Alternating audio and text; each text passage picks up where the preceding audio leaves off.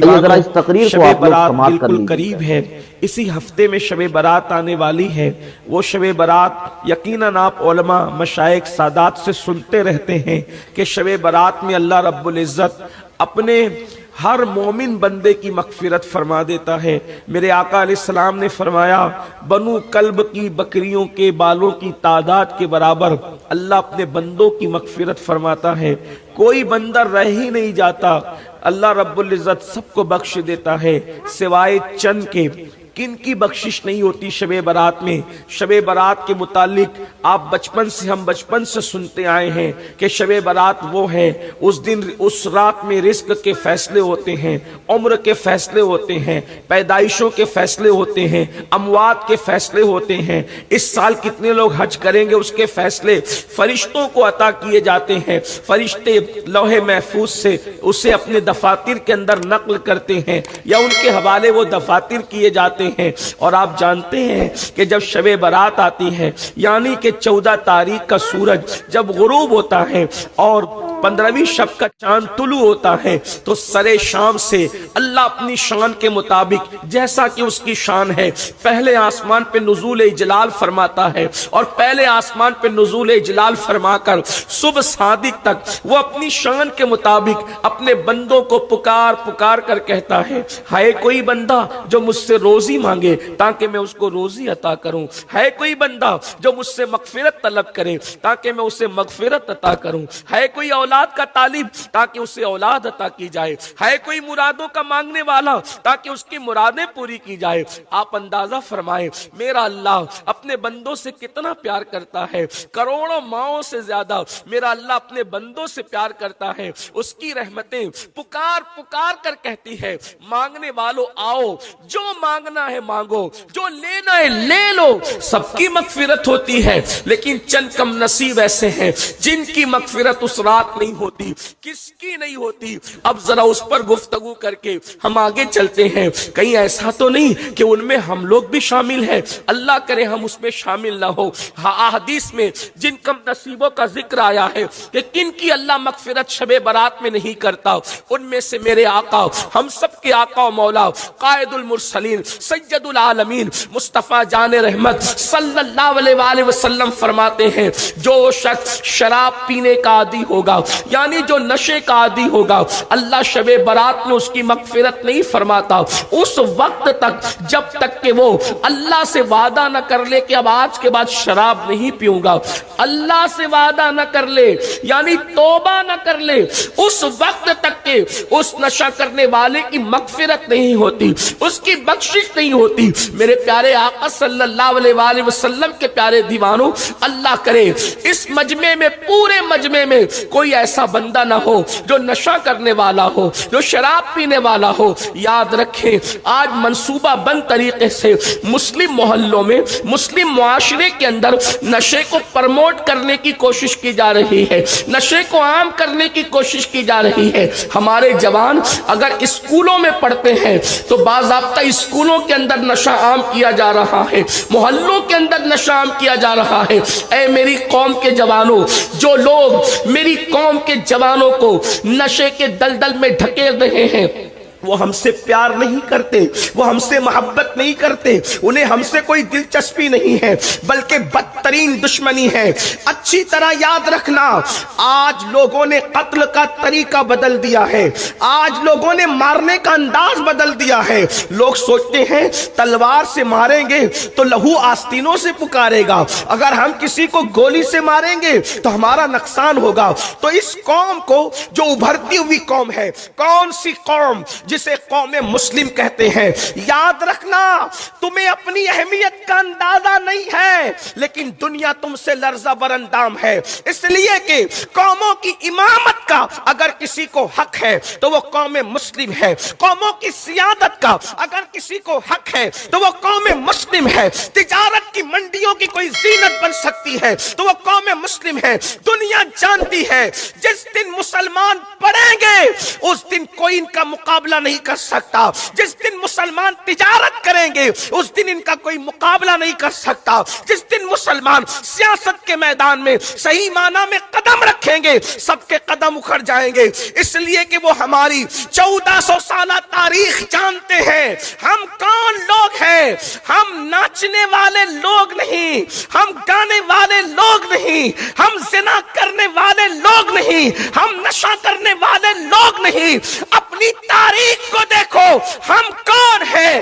دی اذانیں کبھی یورپ کے کلیساؤں میں اور افریقہ کے تکتے ہوئے صحراؤں میں دشت تو دشت ہے, دریا بھی نہ چھوڑے ہم نے, بحر ظلمات میں دوڑا دیے گھوڑے ہم نے. ہم وہ قوم ہیں, ہم وہ قوم, ہم وہ قوم ہیں, ہم وہ قوم ہیں. اس لیے آج ہمارے جوانوں کو, وہ جوان جو قوم کا مستقبل ہے, وہ جوان جو قوم کا سرمایہ ہے, وہ جوان جو قوم کا بھوشیہ ہے, وہ جوان اللہ اکبر جو قوم کا معمار ہے, ان جوانوں کو نشے میں, ان جوانوں کو گناہوں میں, ان جوانوں کو آوارگی میں, ان جوانوں کو عیاشیوں میں ڈبانے کی کوشش کی جا رہی ہے تاکہ تمہیں ہوش نہ رہے, تاکہ تمہیں فکر اللہ اکبر کل کے حوالے سے تمہارے ذہن و دماغ میں کوئی پلان نہ رہے. اللہ اکبر پورے منصوبے کے ساتھ قوم کے جوانوں کو نشے میں ڈھکیلنے کی کوشش کی جا رہی ہے. لیکن اے میری قوم کے جوانوں, تم فلموں کے چکر میں, سیریلوں کے چکر میں نشے کی طرف جا رہے ہو کہ میرے پسند کے ہیرو نے اس اسٹائل میں شراب پیا تھا, میرے پسند کا ہیرو محبت میں ناکام ہوا تھا تو اس نے نشہ کیا تھا تو میں بھی نشہ کروں گا. ایک بات میں آپ سے آج کہنا چاہتا ہوں, اگر آپ سننے کے لیے آئے ہیں تو دل کے کانوں سے سنیں, سن لو. آپ کہتے ہیں کہ میری پسند کا ہیرو, اول چیز تو یہ ہے ہم نچنیے کو ہیرو کیسے مانے, ہم زانی کو ہیرو کیسے مانے. جسے آپ ہیرو کہتے ہیں وہ ہماری نظر میں بلکہ ہر شریف انسان کی نظر میں فاحشہ عورتوں سے بھی زیادہ بدکار ہے. کیوں؟ اس لیے کہ جو عورتیں جسم بیچتی ہے وہ چھپ کر کے زنا کرتی ہے کمرے کے اندر, اور ہیرو اور ہیروئن اتنے بدترین اور بے غیرت لوگ ہیں کہ وہ اسکرین پر آ کر کیمرے کے سامنے زنا کرتے ہیں. یعنی فاحشہ عورتوں سے بدترین جن کی غیرت کا حال ہے, بلکہ غیرت نام کی بہت چیز نہیں, تم نے ان کو ہیرو بنایا, اپنا آئیڈیل بنایا. واللہ اگر آئیڈیل بنانا ہے تو ان نچنیوں کو کیوں بناتے ہو, آئیڈیل بنانا ہے تو ان زانیوں کو کیوں بناتے ہو, آئیڈیل بنانا ہے تو ان نشیڑیوں کو کیوں بناتے ہو. اے میری قوم کے جوان, اپنی زندگی 3 گھنٹے کی فلم نہیں ہے, ہمیں تو پوری زندگی جینا ہے. ہمارا مستقبل ہے, ہمارا ماضی ہے, ہمارا حال ہے. اس کے بعد آپ کے بچے ہوں گے, آپ کی بہنیں ہوں گی, آپ کے بھائی ہوں گے, آپ کے ماں باپ ہوں گے. ہم 3 گھنٹے کی فلم والی زندگی نہیں رکھتے, ہمیں پوری زندگی جینا ہے. زندگی کے نشے و فراز سے گزرنا ہے. آنکھیں کھولو, ہوش کرو.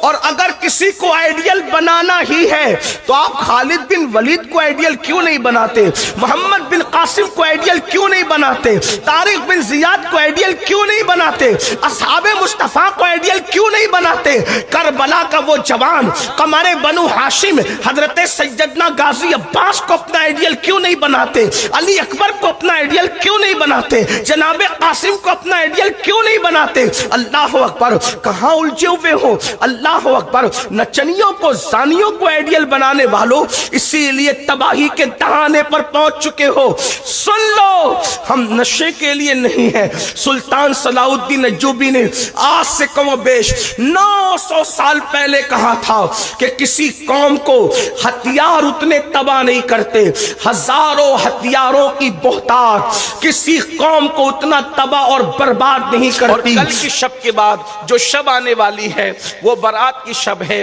اللہ اکبر, نجات کی شب ہے, انسان کے لیے مغفرت کی شب ہے. اللہ اکبر, بڑی خوبصورت ترین رات ہے, فیصلوں کی رات, رزق کے تقسیم کے فیصلوں کی رات, بچوں کے ولادت کے فیصلوں کی رات, موت و حیات کے فیصلوں کی رات. دعا کی قبولیت کی رات اللہ کے رسول صلی اللہ علیہ وآلہ وسلم ارشاد فرماتے ہیں، حضرت جبریل نے مجھ سے کہا کہ یا رسول اللہ صلی اللہ علیہ وآلہ وسلم، جب شعبان کی 15ویں شب آتی ہے تو 300 رحمت کے دروازے کھول دیے جاتے ہیں۔ اللہ اکبر، آسمانوں کے دروازے کھلتے ہیں، رحمت کے دروازے کھلتے ہیں، اور بڑی مشہور روایت ہے اللہ اکبر کہ بنو کلب کی بکریوں کے بالوں کے تعداد کے برابر اللہ لوگوں کی مغفرت فرماتا ہے۔ کتنے بندے بخشے جاتے ہیں، اللہ اکبر، غروب آفتاب سے لے کر کے صبح صادق تک اللہ کی رحمتوں کی چھما چھم برسات ہوتی ہے، اور اللہ کی طرف سے اعلان ہوتا ہے کوئی بندہ مغفرت کا طالب تاکہ اس کی مغفرت کی جائے، ہے کوئی بندہ روزی کا طالب تاکہ اس کو روزی عطا کی جائے، ہے کوئی بندہ دل کی مراد مانگنے والا تاکہ اس کی مراد پوری کی جائے۔ اندازہ فرمائیں، قدرت کی طرف سے خود اعلان ہو رہا ہے۔ اللہ اکبر، یہ کسی دنیا دار کا اعلان نہیں ہے کہ اعلان کرنے کے بعد مکر جائے، یہ کسی سیاسی انسان کا اعلان نہیں ہے کہ اعلان کے بعد بھی عطا نہ کرے، واللہ یہ میرے رب کا اعلان ہے جس کے بارے میں فرما دے کہ اللہ سچا ہے۔ ایک مقام پر فرماؤ، روزی چاہیے روزی مانگو، رزق چاہیے رزق مانگو، عزت چاہیے۔ آپ کو وہ آیت بتاتا ہوں، ہر نماز کے بعد کم سے کم اس آیت کو 3 مرتبہ پڑھ لیا کرے۔ وہ آیت کیا ہے؟ وَكَفَى بِاللَّهِ وَلِيًّا وَكَفَى بِاللَّهِ نَصِيرًا۔ یا ایک دعا ہے، حضرت مولا علی کرم اللہ وجہ الکریم کے پاس ایک شخص آیا اور اس نے آ کر کہا کہ حضور میں پریشان رہتا ہوں، مقروض رہتا ہوں، حضور کوئی وظیفہ بتائیے جس سے میری تنگ دستی دور ہو جائے اور قرض میرا ختم ہو جائے۔ تو حضرت مولا علی نے فرمایا کہ میں تمہیں ایسا وظیفہ بتاتا ہوں جو مجھے اللہ کے نبی صلی اللہ علیہ وسلم نے بتایا تھا۔ وہ وظیفہ کون سا ہے؟